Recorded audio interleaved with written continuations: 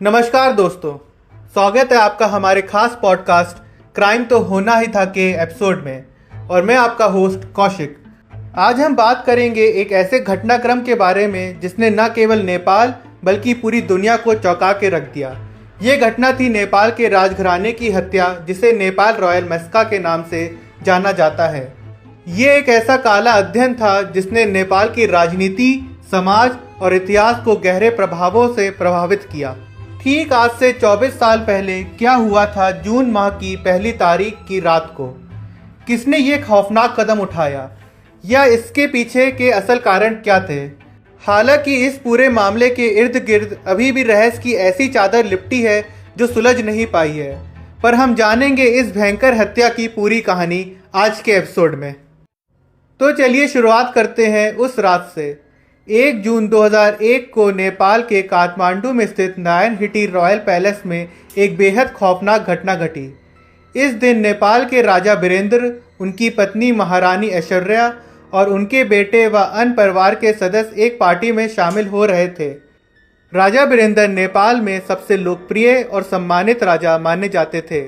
उनका शासन उदार, लोकतांत्रिक और शांतिपूर्ण था। वे नेपाल में राजशाही को एक संवेदनशील और आधुनिक दृष्टिकोण से चलाते थे और यही कारण था कि उन्हें और उनके परिवार को नेपाल में एक व्यापक समर्थन प्राप्त था। लेकिन राजा वीरेंद्र के बेटे प्रिंस दीपेंद्र शाह के विचार इससे बिल्कुल विपरीत थे। दीपेंद्र युवा थे और उनके भीतर शक्ति की भूख और सत्ता की तीव्र इच्छा थी। माना जाता है कि उनका मन अपने पिता के उदारवादी नीतियों से उचट चुका था और उन्हें लगता था कि राजा वीरेंद्र के नेतृत्व में नेपाल की राजशाही का भविष्य खतरे में है। 1 जून 2001 की रात जब पूरा राजघराना अपने पैलेस में पार्टी कर रहा था, तब प्रिंस दीपेंद्र की मां यानी कि नेपाल की रानी ऐश्वर्या ने शादी के बारे में बात करने के लिए उन्हें बुलाया। रानी ऐश्वर्या ने कहा कि अब प्रिंस की शादी के लिए वह दुल्हन का चुनाव कर रही थी। इस पर प्रिंस दीपेंद्र ने कहा कि वह अपनी मर्जी की लड़की से शादी करना चाहते हैं, तो एक पल के लिए ऐश्वर्या का माथा ठनका। ऐश्वर्या ने उस लड़की के बारे में जब पूछा तो प्रिंस का जवाब से नाराज होकर वह साफ शब्दों से इस शादी के लिए इनकार करते हुए चली गई। युवराज दीपेंद्र पार्टी होस्ट कर रहे थे। रिपोर्ट्स के मुताबिक दीपेंद्र काफ़ी नशे में थे और नशे की हालत में उन्हें उनके कमरे में पहुंचाया गया। रात 8 बजे के करीब दीपेंद्र अचानक कमरे से बाहर निकले। दीपेंद्र ने सैनिक वर्दी पहन रखी थी और हाथों में काले दस्ताने पहने हुए थे। उनके एक हाथ में MP5 के सेमी ऑटोमेटिक गन थी और दूसरे हाथ में कोल्ट M16 राइफल और उनकी वर्दी में 9mm पिस्टल लगी थी। दीपेंद्र ने अपने पिता राजा वीरेंद्र की तरफ देखा और सेमी ऑटोमेटिक गन का ट्रिगर दबा दिया।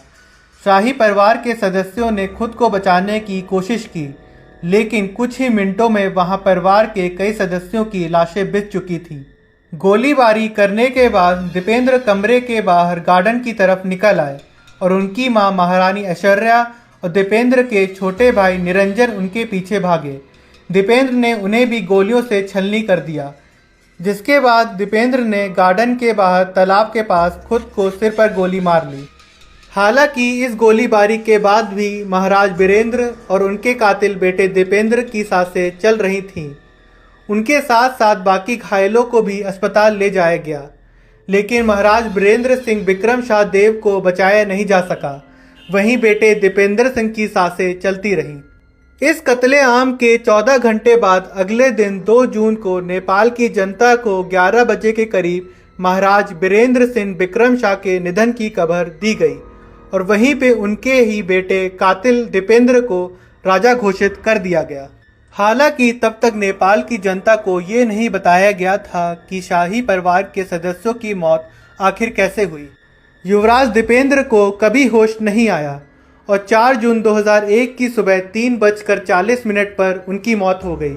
दीपेंद्र की मौत के बाद नेपाल नरेश वीरेंद्र के छोटे भाई ज्ञानेंद्र 3 दिन के अंदर नेपाल के तीसरे राजा बने और उनके राजा बनने से पहले एक बेहोश शख्स 3 दिन तक नेपाल का राजा बना रहा। हालांकि नेपाल की राजशाही इस झटके से कभी उभर नहीं पाई और नेपाल ने राजशाही को त्याग कर गणतंत्र का रास्ता अपनाया।